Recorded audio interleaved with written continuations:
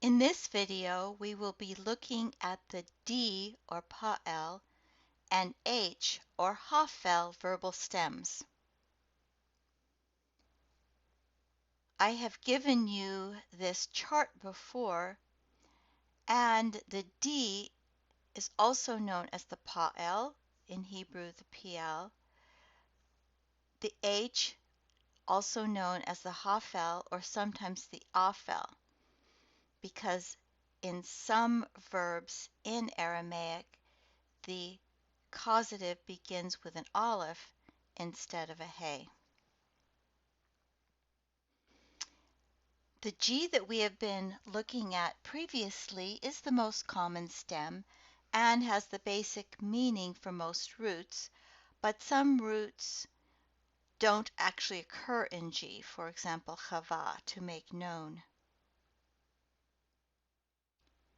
The D has three basic uses in Biblical Aramaic: factitive, in other words, taking roots that have no direct object and giving them a direct object.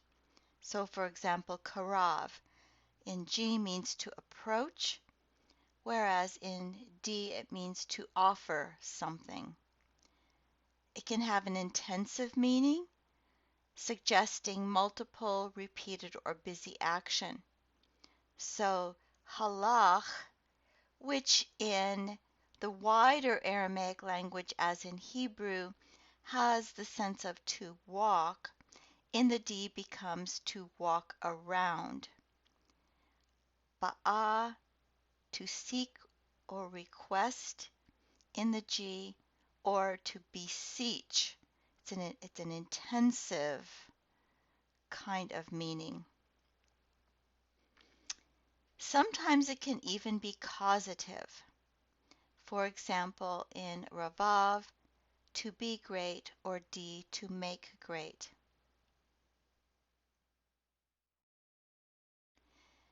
The H or hafel is basically causative. So, for example, avad, to perish, or H, to destroy. In other words, to cause to perish.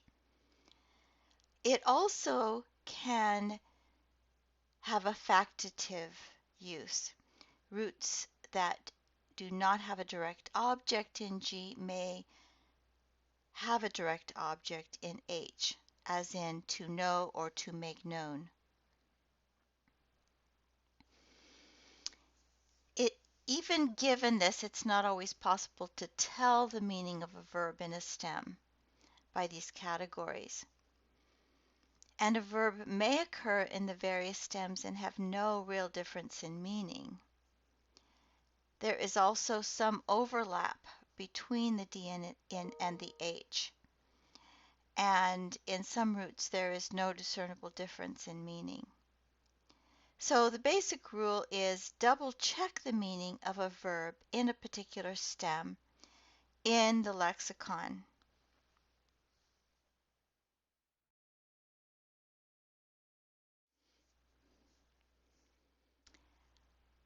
I have provided you as separate files these PDFs of the D and H paradigms. I don't want to go over them in detail, but just note a few things. As in Hebrew, the middle consonant in strong verbs is doubled. It will have a dagesh. Kabbalet, for example, in the first common singular. In the imperfect, note that the prefix or preformative that indicates the imperfect will have a shva underneath it. This is not true of the G imperfect.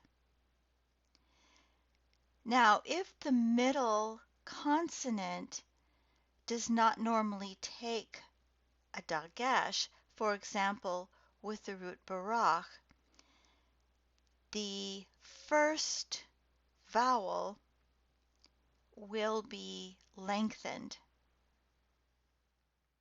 Barachet.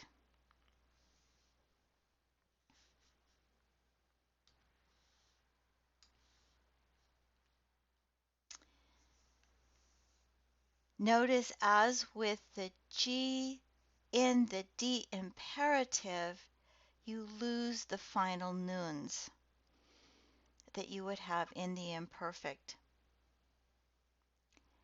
And note that the D participle begins with a mem. This is sort of backwards from what it is in G. In G, it is the infinitive that normally takes the mem. But in both D and H, you find the mem at the beginning. And the infinitive takes a comet's hey ending normally. A couple of times it will take a patach tav.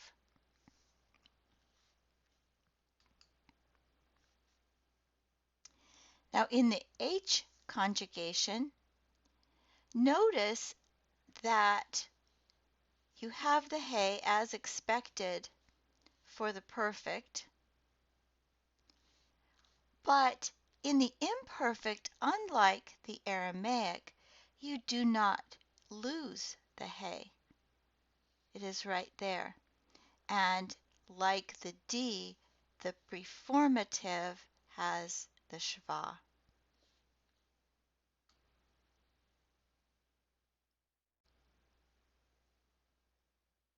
Again, the imperative has no final nun. The H participle begins with a mem, followed by the hey. Does not lose the hey as you would expect in Hebrew. And notice the infinitive also has a hey at the beginning and also a comet's hey at the end.